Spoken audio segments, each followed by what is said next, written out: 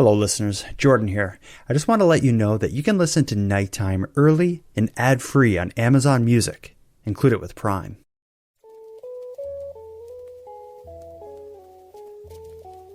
You are listening to Keep Canada Weird, a weekly weird news roundup by the Nighttime Podcast.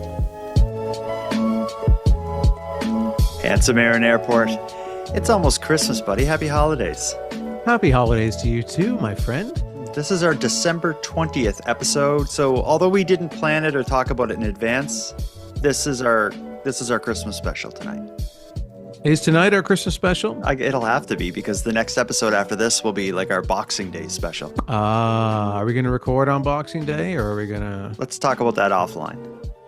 You're right. That's way too inside baseball for us to be talking about live on air. Let's talk about something of more universal interest. We're going to talk quickly about our special drinks and jump right into the updates. I'll reveal mine right now. I am drinking a Mountain Dew Blue. What is that? I don't know, but I know Mountain Dew is loaded with caffeine. Since we record at night, it's good for me to get a little pick-me-up. I've had a busy night. I was at Walmart and Costco tonight. And this time of year, those places are like war zones. Oh, yeah, it is. You're going right into the line of fire there. I congratulate you, and I respect you. Thank you. I'm a little... We keep things positive here. I am a little upset that you revealed your special drink ahead of time on social media before we recorded, and I saw it, so it wasn't a surprise for me. Damn it. And I just want you to know that I look forward to the reveals of the special drinks live on air so I can react organically, naturally to the reveal of the special drink. And I just would ask that you, going forward, respect that wish of mine and apologize, please, profusely. I'm sorry. Here's the thing is, you're not typically on social media. So when I made an Instagram post teasing tonight's special drink, you were the last person that I thought would see it. I know now I'll do better in 2025. Yeah, and I think the listeners also probably want it to be revealed when they listen to the episode. It gives them something to really keep them on the edge of their seat. It's like a cliffhanger when you're watching your favorite series. Yeah, what's going to happen or something? Yeah, what's the special drink going to be? Speaking of that, you got one over there? I got one. Yeah, I got one. Lay it on me. I went festive with my special drink tonight. I have with me in a glass holiday nog. Well, is there a difference between holiday nog and eggnog? I don't know if there is a difference. I will taste it and tell you if it tastes any different from eggnog. And as a kid, I used to love eggnog. I haven't had it in years. Take a drink and let me know about this. It's been years for me too, because it's quite a heavy, rich drink that, as an adult, I don't partake in very often anymore. But well, get into it. Jump in. Take a drink. Okay, here we go. All right. Yeah. Looks like you're drinking pure, like, whipped eggs, yolk and all. Yeah, just like Rocky when he was training for his big fight. How is it? It tastes like eggnog. Okay. But they call it specifically holiday nog, and I did look at the ingredients, and I did not see the word egg anywhere. So okay, maybe that's I'm just wondering, is holiday nog like a marketing thing, or is there? Or is it? We're legally not allowed to call it eggnog anymore because there are no eggs in it. Yeah. We got to get into the discussion though. Before we get into the weird news stories that played out across Canada over the last week, we have a whole bunch of updates as well. Should I just jump in and start rattling off updates? Do you want to hear a voicemail? How do you want to start this? Yeah, let's go start with a voicemail. That's usually how we like to do it here. Well, this is a positive update. This is a positive voicemail, and it'll clear the air a bit. Remember last week we heard from Cindy, a listener who seeked you out online, saw photos of you, and seemed a little disappointed by what she saw. I suggested maybe average Aaron Airport. Cindy heard that episode, and I think we got it all wrong. It was a misunderstanding. Here's what she has to say. Okay, yeah. Hi, Jordan and Aaron. This is Cindy again. I was not imagining in my mind that Aaron was like a Fabio or Adonis or something like that. I actually was imagining that he was like a Canadian lumberjack kind of like big grizzly guy. So that is what I was imagining in my head, and I should have added that detail whenever I was speaking earlier in the voice message. He is handsome. I just wanted to clarify that, and I did not mean it to be in any way insulting, but it kind of sounded like that when I listened to the voicemail, so I apologize for that. So it's not that she didn't think you were handsome. It's clear in that voicemail that she just sent us. She does think you're handsome. You're just a different kind of handsome than she was expecting. She was thinking lumberjack, not, I don't know. She was thinking strong, burly, chiseled, good with his hands, productive. I really want her to see me in a plaid shirt because I do wear plaid a lot, although I'm not tonight. Mm-hmm. But in my closet, I do have a number of plaid shirts, and I would like to put one on for her and then see what she thinks. Do I look more like a Canadian woodsman with my plaid shirt on? Maybe you just need to get a more like traditional hunk headshot kind of thing and problem solved. And I have a lot of chest hair. I could expose that. Like I could leave the first few buttons undone on the plaid shirt. Yeah. Exposing my locks of dark, coarse chest hair. All right, let's get moving. Is this? Is there a problem? No, it's all good. We got to get into it here. We're here to talk about the week in weird, wonderful, and offbeat Canadian news. And there's a whole bunch of great stuff to get into tonight. That's why I cracked open the Mountain Dew Blue. I needed a little extra energy to do it.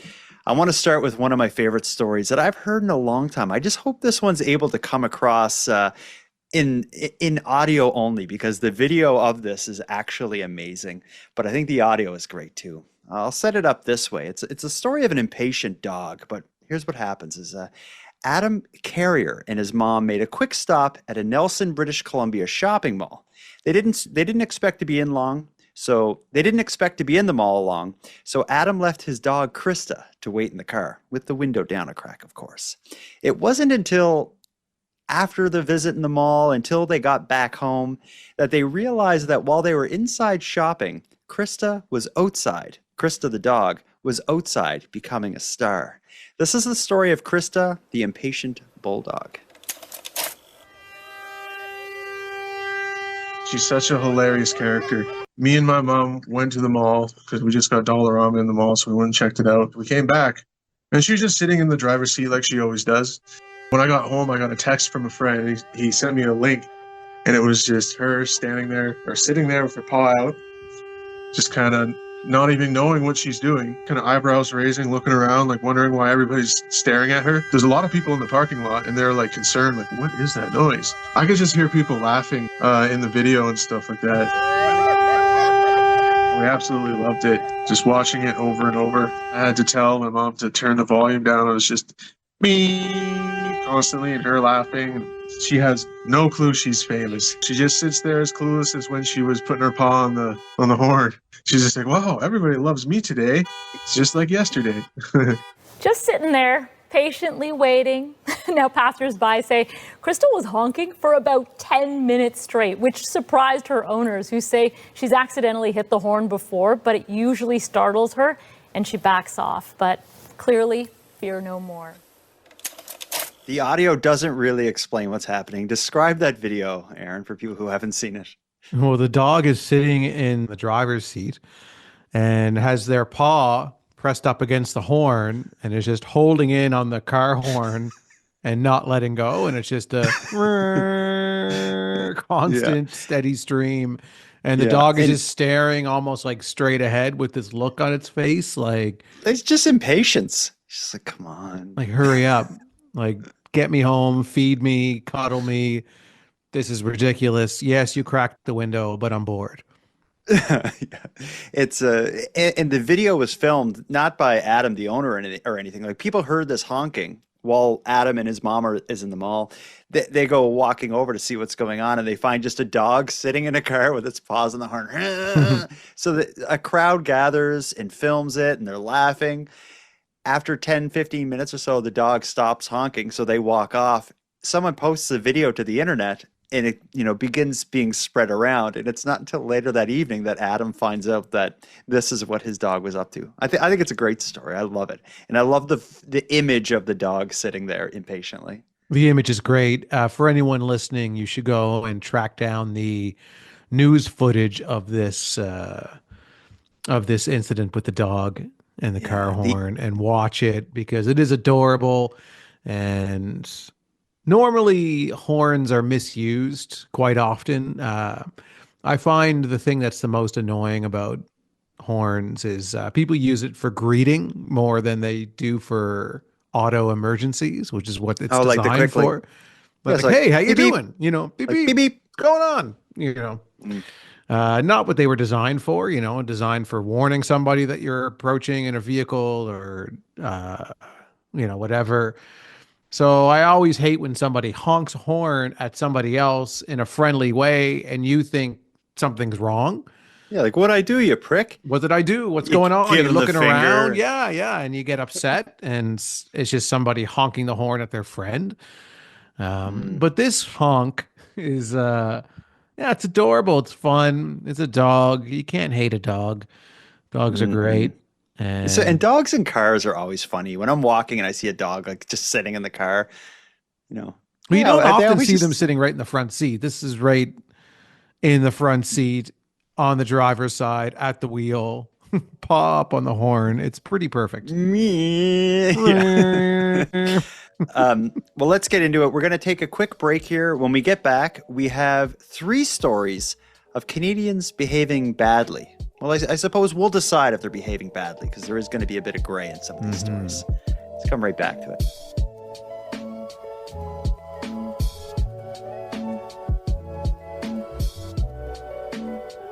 Aaron, you play the lotto, right? Do you buy lotto tickets? No. In fact, scratch tickets? I get really angry at people who buy lotto tickets in front of me in a convenience store. Oh, okay. Yeah, that's different. I hate that too. Or when they check them and all that stuff. Yeah, they're checking them, and then they're, I'll take this ticket with this 800 things on it, and then I'm going to get one of those with, 700 of these things on it. It's just, and then you're just like, I just want to pay for my gas and get the hell out of here. But yeah. I get it. We got a lotto story. We've covered lottery wins a couple times in the past. This one, though, you're really going to need to listen carefully, because there's a story within a story in the story of this lotto win. So let me set it up for you this way. A 60-year-old man in Montreal's ordinary workday turned extraordinary after he checked his Lotto Max ticket and discovered that he had won a staggering $40 million. Now, I enjoy covering Canadian lotto wins, and as I said, if you listen carefully to Global News' coverage of this win, we're going to find a lot to talk about. This is the story of the maybe not so generous lottery winner. Jean Lamontagne is Quebec's newest millionaire. He bought one of 2 winning tickets of an $80 million Lotto Max draw a week ago. He gets to pocket half. I feel very good. The other winner was announced in Alberta last week. Lamontagne, 60, says he found out about the win online while he was at work. He couldn't believe his eyes and showed a friend. Tu vois-tu ce que je vois? Il dit, Jean, t'as gagné, là. He says the friend reassured him that he'd won. In the following days, Lamontagne bought his colleagues pizza and decided to retire. He plans to invest part of the winnings in real estate and purchase multiplexes for his kids. Apart from that, he insists nothing much will change in his life. Lotto Quebec points out that suddenly coming into a lot of cash can be overwhelming. So whenever a client wins a large sum, that person is accompanied throughout the process. The first thing is to make sure you have a good appointment with your bank and to secure the money, and then we give them pieces of advice about how to react, how to inform your family, your friends. So that they can enjoy their winnings with peace of mind. Did you catch it? Are you talking about the pizza thing? Yes. Yeah. It's ludicrous. So he wins the lotto. He wins $40 million. He promptly quit. They don't say quits his job. They say retires. But basically, he wins $40 million, quits his job, and as a parting gesture, he bought some pizzas for the people at work. Yeah, it's a pretty lowball farewell, isn't it, for someone who just won $40 million? I just kind of think it's like if your coworker wins 40 million and quits their job, I would rather them buy nothing than leave us with a pizza. It's insulting, is what it is. Do you It's like think? this is even though I have $40 million, all you're worth to me is Domino's. Yeah, $60 I'll spend here, and you'll never see me again. Yeah, $200 tops is what he spent Yeah. on his coworkers, who he probably worked alongside for years and years and years. And this guy buys them some pizza. Like that's what head office does for you. When it's like, oh yeah, we're not going to give you a Christmas bonus this year, inflation, times are tough, blah, blah, blah. But here's some pizza. Yeah, we're gonna have a pizza party in the office. 2 slices each at the most, everybody. In an office, in a corporate world, like a pizza party is synonymous with like disappointment. It's just the least that you can do. It's literally like every other week is a pizza day. Yeah. They're just like, this guy's going off to enjoy the rest of his life with his millions of dollars, and he's leaving us here with stale pizza, probably. So this segment of the show is on Canadians potentially behaving badly. Do you think his name is Jean? Do you think Jean behaved badly in this case? Yeah, I do. I think Jean dropped the ball on this pizza party. I mean, I love pizza. Don't get me wrong. I mean, it's my favorite food. I love it, next to warm eggnog that I'm enjoying right now. But yeah, pizza's great, but in when it's appropriate. Let's get to the next one. So we just talked about the maybe not so generous multi-millionaire in Quebec. Let's stay in Quebec. Let's hear about somebody who cannot handle snow removal in Montreal. It's pretty early in the year for snowplow and snow removal madness, but that didn't stop a 39-year-old man in Montreal. A dispute between the man and the people tasked with enforcing parking rules so that the snowplows could move through the city may end up resulting in a lengthy prison sentence for the man. Here's the story of some snow clearing madness in Montreal, and it is too early for this. It is. It's like we're recording this on December 18th. We've only had flurries here, and this madness that we're about to hear about is what's going on in Montreal already. Right, It's going to be a long winter. Here it comes. Snow removal operations in full swing were abruptly interrupted Tuesday night when a resident of this East End apartment building allegedly pulled a gun and opened fire on a city crew. I called Kingston 911 to report a gunshot, at least one gunshot that happened. According to police, a conflict between a tow truck driver, a city parking employee, and a 39-year-old man escalated, turning violent. The dispute was over the towing of a car parked on Forsyth Street. He was first of all at his apartment. He came outside, and as with the preliminary version that we have, he fired at the people, but nobody was injured. The 19-year-old employee was treated for shock. Police quickly arrested the suspect and seized his weapon, a rifle. It is scary because you don't know what's going to happen if you get that person mad. According to police, the suspect has no known history of violence. He faces several charges, including armed assault and discharging a firearm. I know that I had to move my car because the plow was going to pass here during the next couple of days, so he should have moved his car. I'm sorry, but he should have moved his car. Now if he goes to jail, well... The suspect could face a significant time behind bars if found guilty, with the minimum prison sentence of up to 15 years. So let's recap what happened in that story. What describe it to me. What just went down? So when you live in a snowy climate, as many people in Canada do, you have to be very aware of the fact of where you're parking in the wintertime. Because if you park on the street when it is snowing out, the plows aren't able to properly plow the street because you are parked on it. So there are parking bans in effect to prevent people from parking on the street during certain times of the year when it is snowing, when there are expected storms, all of these things. So this individual obviously was parked when they weren't supposed to, where they weren't supposed to be because of a winter parking ban, and were getting towed for that offense. And they noticed the towing, and it sounds like they just charge out of their apartment or house or whatever with a rifle. Fired shot. Right from 0 to 10. Yeah, they called it, he pulled, in the article or in that news clip we heard, they said he pulled a gun. But when I think of pull a gun, I think like you take one out, like a handgun or something. I don't know. Can you pull a rifle? I feel like that would, you are just, you the could whole pull it out time of your you- back, almost like if you're shooting a bow and Terminator arrow or something? Yeah, Like you pull it out of your back and cock it, and then That's a shotgun. A rifle is this like is the a big rifle. one. Okay, yeah, you could pull a rifle. You pull it out of its case. Out of its case. You could pull a rifle. I think actually you could still pull it out of your back if it's tied to your back. Like an action hero. I don't think, I have a problem with the term pulled. I think he came out holding it and then pointed it and shot it, which is completely insane. Like they say, the police said that this guy doesn't have any known history of violence.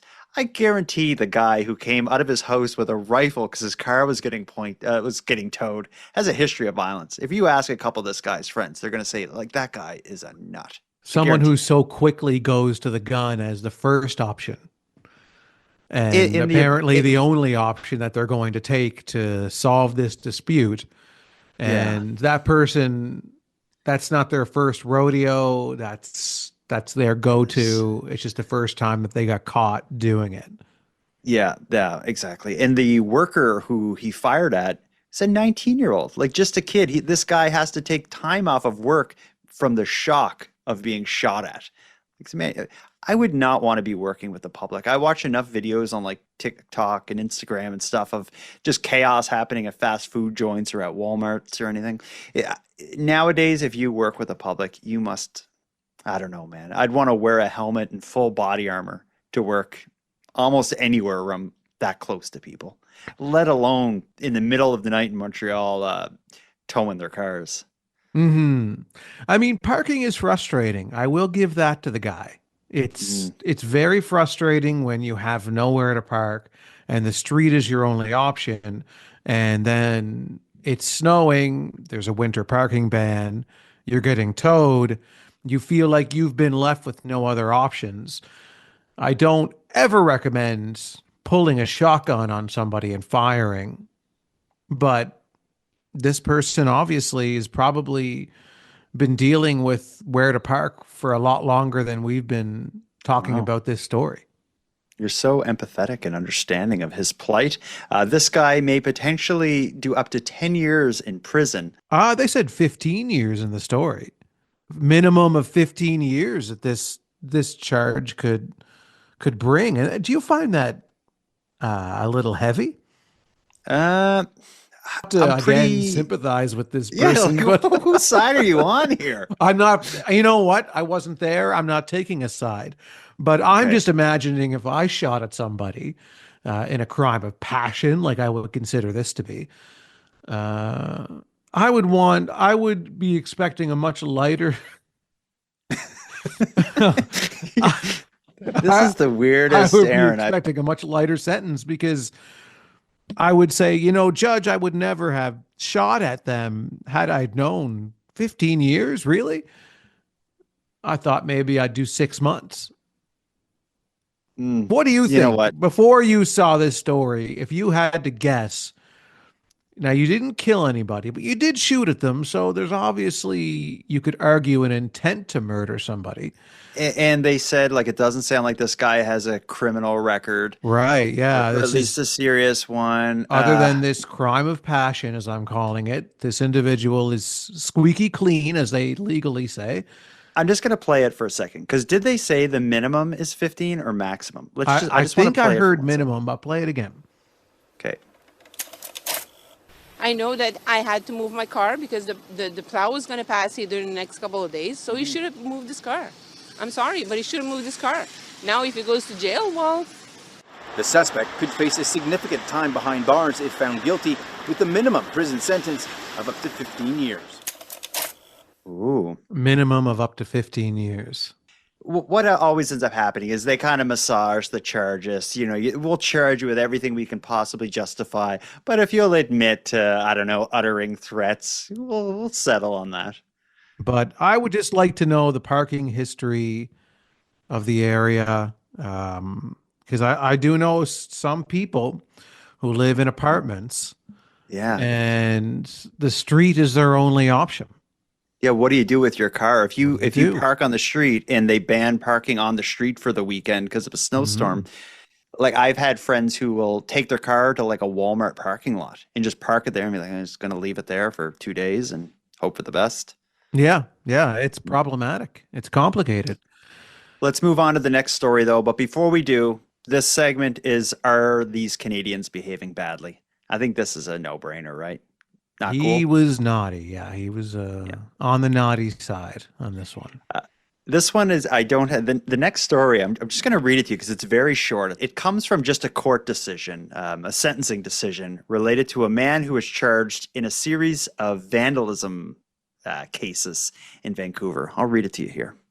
A Vancouver provincial court judge has imposed an unusual condition on a 38-year-old man, Daniel Ferguson. After pleading guilty to 3 mischief charges related to smashing windows at transit stations, Ferguson was given 12 months of probation, during which time he would be banned from possessing rocks and bricks on BC Transit property. Yeah, I think it's fair. You gotta be you gotta do something nuts to leave a courtroom being banned from possessing rocks or bricks. Yeah, this is pretty nuts. It sounds like what he did.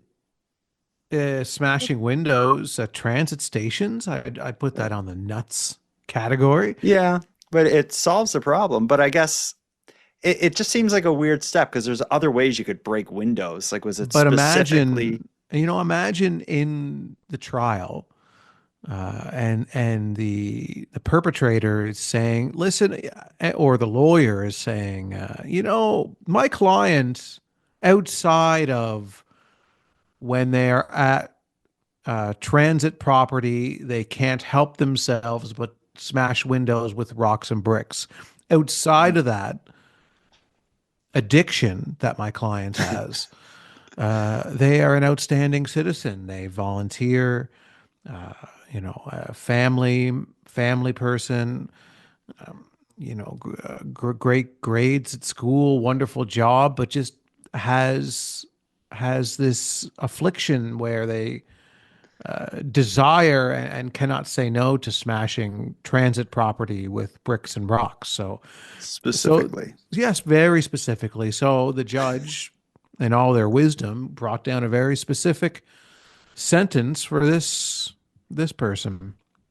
No more rocks and bricks, only on transit property. You can still work at the rocks and bricks factory that you work in, producing rocks and bricks, but you cannot bring those rocks and bricks to the transit property. But outside of that, you can use all the rocks and bricks you want. Never been an issue outside of while on transit property. No, never. They've been in all different types of properties in their lives and never smashed anything with their rocks and bricks. It's something about transit property that really sets them off.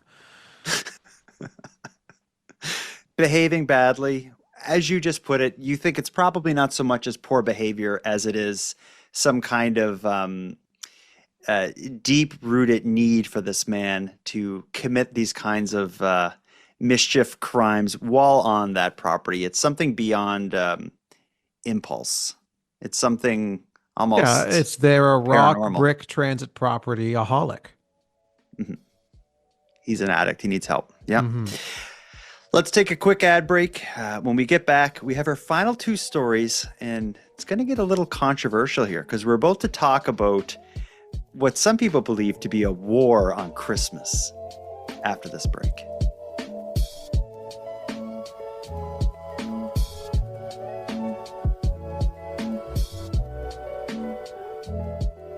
Before we get into the stories, Handsome Aaron Airport, I'm going to give you the lead on the show a little bit here. Now, it's been no secret that it's often me who puts together the news stories that we're going to be discussing. But every so often, You put something out there that a direction you want to take the show. Like, for one, you encourage listeners to send hate mail against me, and that kind of blew up in your face, right? A little bit. Blew up in my face? No, my face is still intact. It's not as rugged, not as woodsman-like as some people would prefer it to be. But yeah, my face is fine. Okay. Well, last week, something you called out to the audience for, to the members of the Keep Canada Weird Army, is you wanted to hear stories about tires. Yeah, you remember saying that? I do. I remember it clearly. I've been waiting on the edge of my seat, excited about tires. Okay, I kind of considered like being like, no, we can't, we shouldn't go there, Aaron. It won't be interesting. But I was like, no, I'll let him have it. We put it out there. We do have a tire story for you. Yeah, well. You ready? Yeah, I've been ready my whole life. Let's hear it. Let's hear a tire story, and maybe after we listen, you can decide if you want to continue to solicit tire stories. Well, I already know the answer. Hi there, this is Maria from Ontario. This is a tire story. When I first came to Canada, I didn't have a license, and I went on a date, and the guy picked me up in his car. And a little while in, while we were driving, we got a flat, and he did not know how to change it, so I had to show him how to. Thought that was a pretty funny little story. Anyways, love your show. Keep Canada weird. Bye. Are you happy now? Yeah, I love that tire story. He didn't know how to change a tire. That's a little embarrassing on a first date. And the stereotypical role, the female wouldn't be the one to get out and be like, let me show you how to swap that tire. Yeah, I love that she got out and schooled the guy and said, I'll change the tire, you complete loser. I wonder if it was the last date.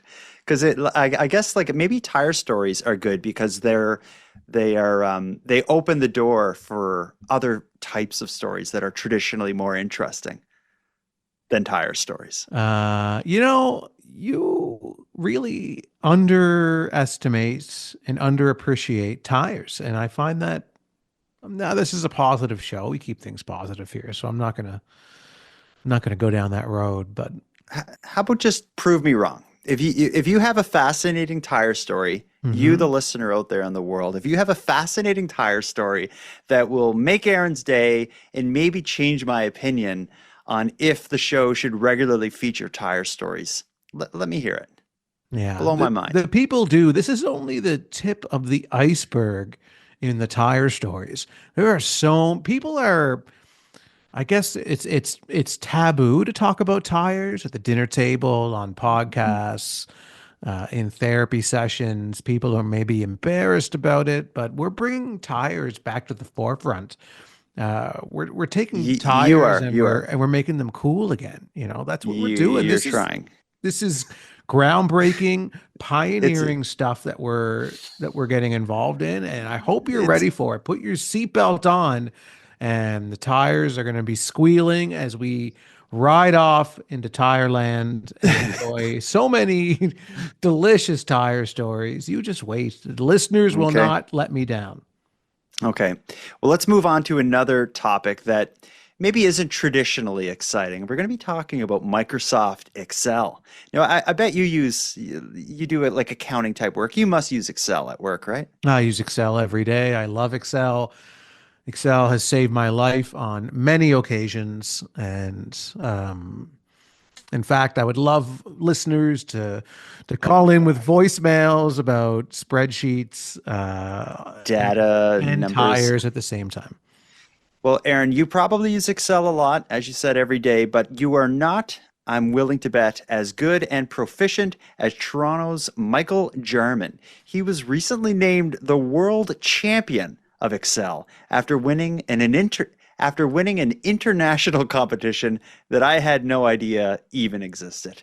Here's the story of Toronto's Excel world champion.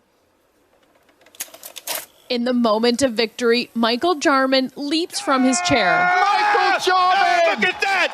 takes the win. Unseating the previous 3-time winner, he takes the top prize at the Microsoft Excel World Championship in Las Vegas.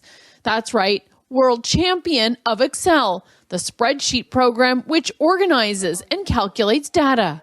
Yeah, it's nice to sort of finally dethrone him. And I very much have wanted to win this for a while, so it feels great. Jarman is British and moved to Toronto in 2017 with his company doing financial modeling for infrastructure projects, then met his fiancée. The competition is a set of unique problem-solving tasks in Excel which ramp up in complexity and involves getting the answer as quickly as possible. Jarman says the number of people watching the Excel World Championship is growing, and more people love puzzles than you might think. He points to all those who love a daily Sudoku or Wordle. Microsoft reckon 1 billion people now use Excel. And I think, when people sort of go to watch sports, there's very few sports that 1 billion people actively play, right? So I think there is something that a lot of people can get from it.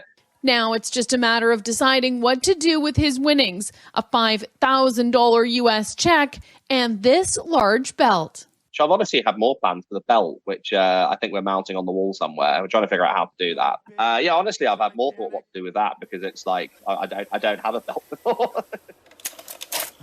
Where do we begin with this? I really hope with his winnings, he got his coworkers a pizza party.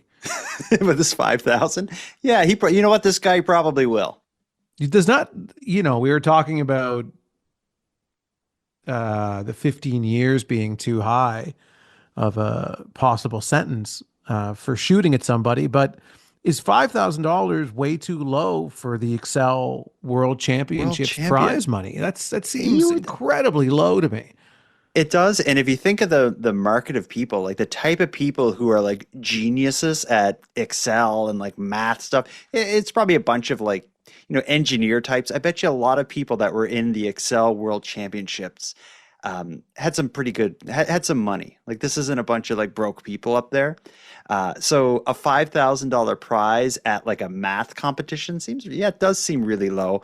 But maybe that's why, like he says, I care a lot more about that belt and what I'm going to do about it, or what I'm going to do with it.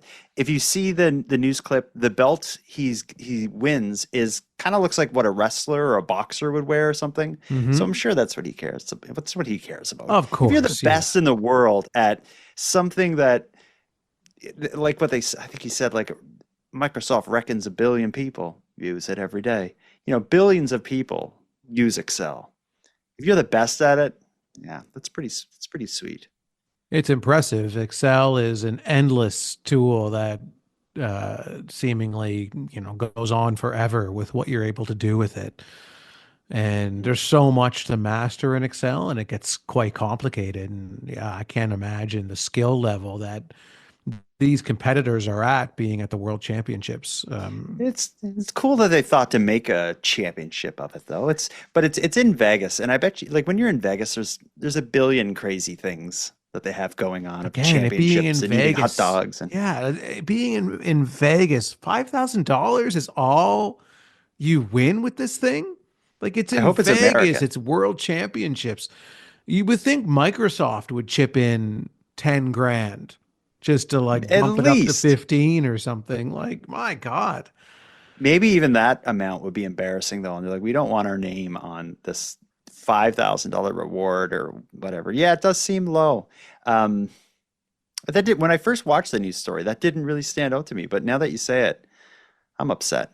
Yeah, I'm bothered by it. I think it's an injustice to the hard work and skill that these competitors are bringing to the table for these championships. And I think the organizers should really look for some sponsorships for this competition.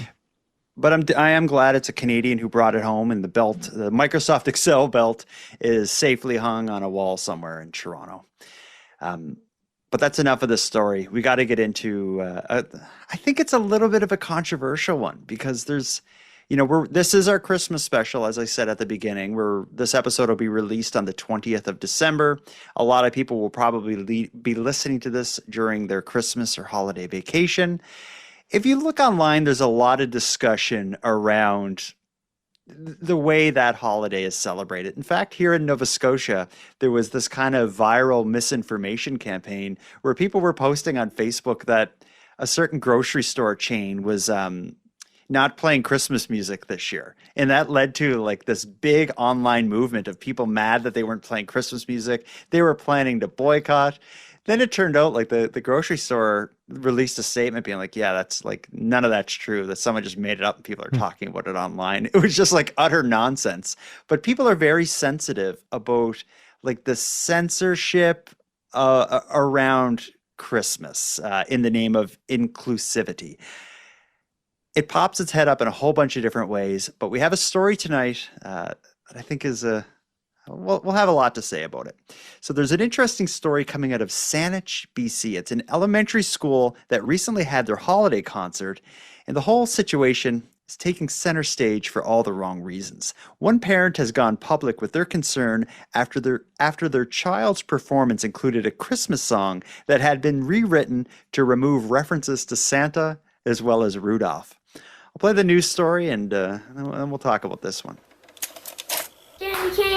With school holiday concerts happening this week, it's time for this Saanich student to memorize these song lyrics. On the lyrics, it had like a black line going through the words that said Santa, Christmas, and Rudolph. Marie Garvin says her son is in grade 4 and was told the lyrics were changed to be inclusive. I'm in full support of all inclusion and diversity, and it just felt like we were erasing Christmas. She argues the man in red and his trusty steed aren't exactly religious icons. I just don't want to offend anyone, and I don't want anyone to think that I'm, pushing Christmas down people's throats and not acknowledging anyone else. She says all cultures in a classroom are worth celebrating. We want to be part of the community and learn about other traditions and holidays. So why can't we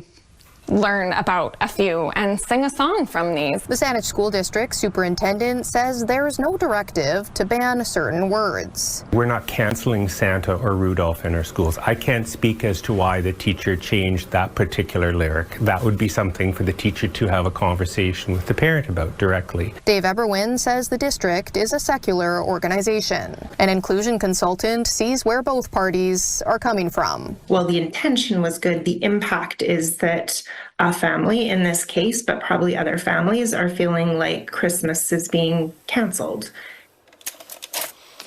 Yeah. It's so disappointing. Of all, like, I would get it if it was like one of those like old school, like Jesus and Mary and the manger, like all these kind of elements. Maybe not, just don't do that song, I guess. But if it's a song about like Rudolph and Santa, what the heck, man? That's gone too far. It's weird. It's because that part of the holiday, like, Santa and Rudolph and all these things. Yeah, it's become so not religious anymore. Like people, it's a whole different thing. Yeah. It's become its own beast. Like it's not about Jesus anymore. It's about kids getting time off from school and getting gifts. And gifts, yeah. It's like I feel like the Christmas holiday has been completely overtaken by like the capitalist kind of Walmarts of the world. It's a whole different thing. But aside from that, when a school has these like holiday concerts, is generally what it'll be referred to, because it's not just a celebration of Christmas, it's a celebration of all the holidays that happen this time of year.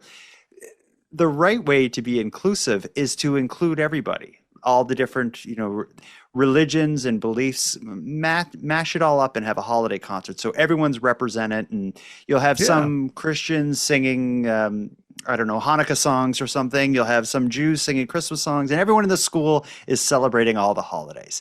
But to like have the songs performed, but censored to remove I wouldn't agree even if it was removing like Jesus's name, but to censor to remove like Rudolph's name and Santa Claus's name, that's only a step away from removing like eggnog because it's so closely associated with Christmas. I think whatever this teacher did, whoever, whether it was the classroom teacher or the music teacher, whoever came up with this idea to rewrite whatever song it was like maybe they had some good intentions, but man, that just flopped. There's always that person that goes too far with these initiatives to be inclusive, where they then push away everybody as opposed to bringing everybody in. And that's kind of what this teacher did by following their own initiative to censor this song, essentially.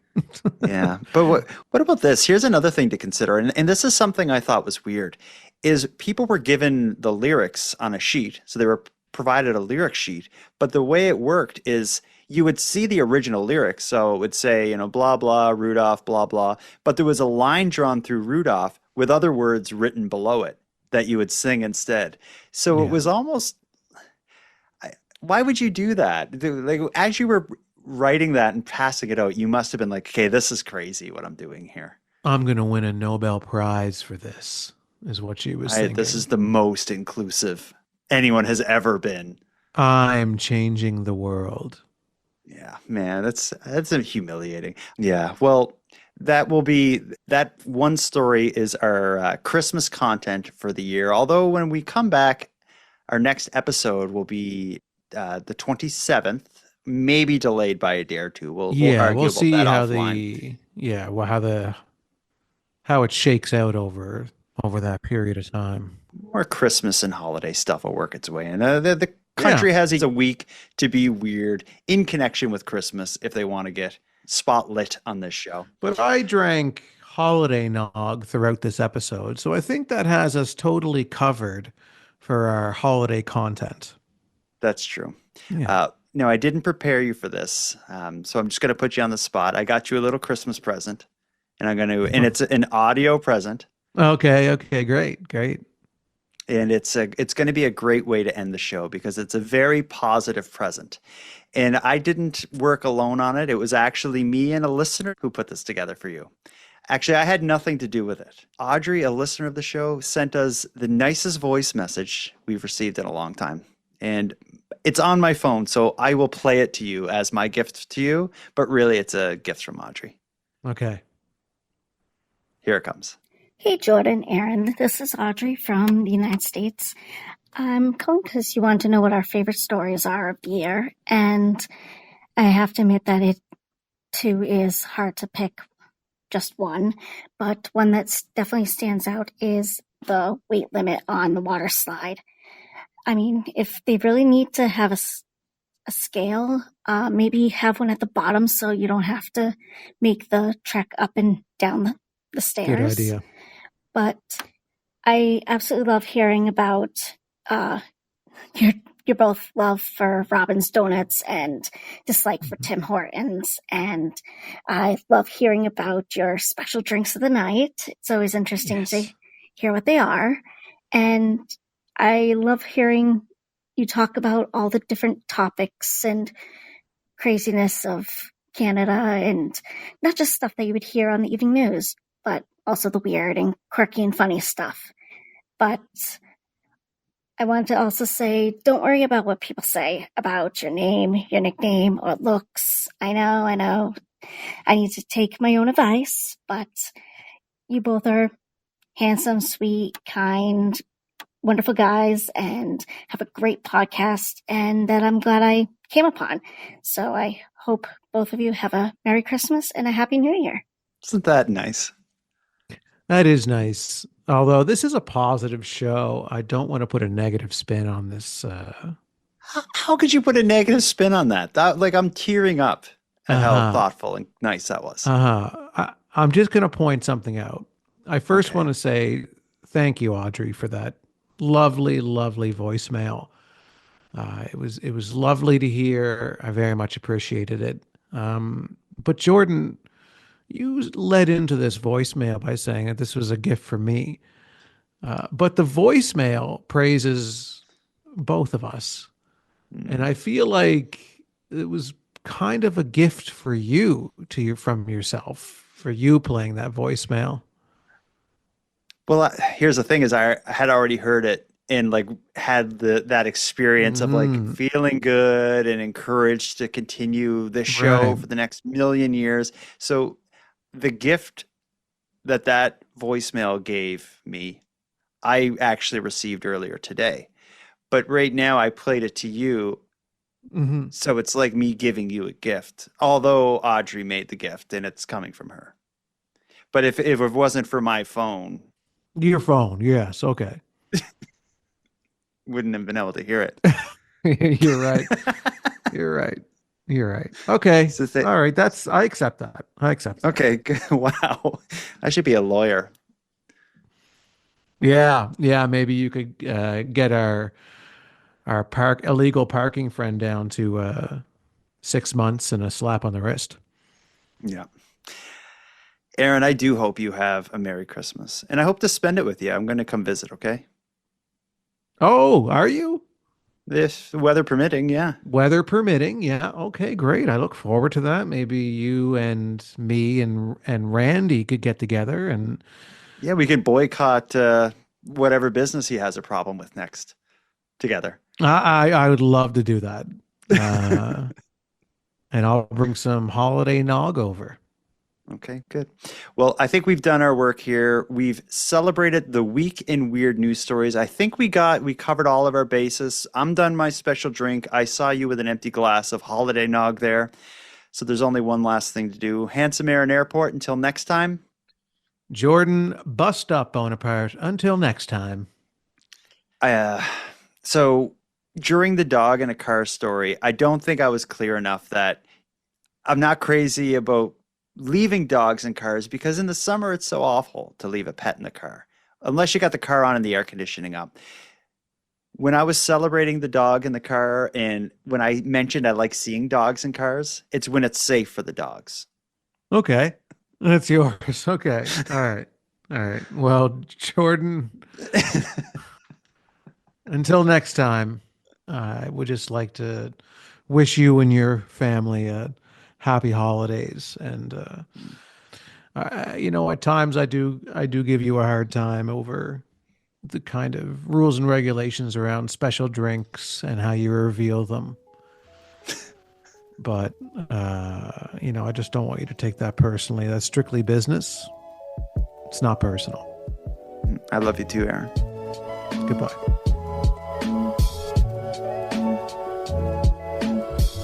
I want to thank you for helping Aaron and I fulfill our mission to keep Canada weird. If you've got a news story from your area that you'd like to share with us, or have any thoughts or theories or opinions on anything we discussed tonight, we'd love to hear from you. You can contact us by using the voice recorder that can be found at nighttimepodcast.com/contact. And on that topic, I want to give a big thank you to this episode's correspondents. If your voice message was aired tonight, you can email me your address. My email is nighttimepodcast@gmail.com, and I'll get a Keep Canada Weird badge and swag pack sent out to you. I just ask that you wear the badge proudly and responsibly. Next, a big thanks goes out to Aaron for another great night, Unicole for the intro and outro voiceovers, and Monty Data for the outro version of O Canada. And then, of course, a sincere and massive thank you goes out to each and every one of you listening.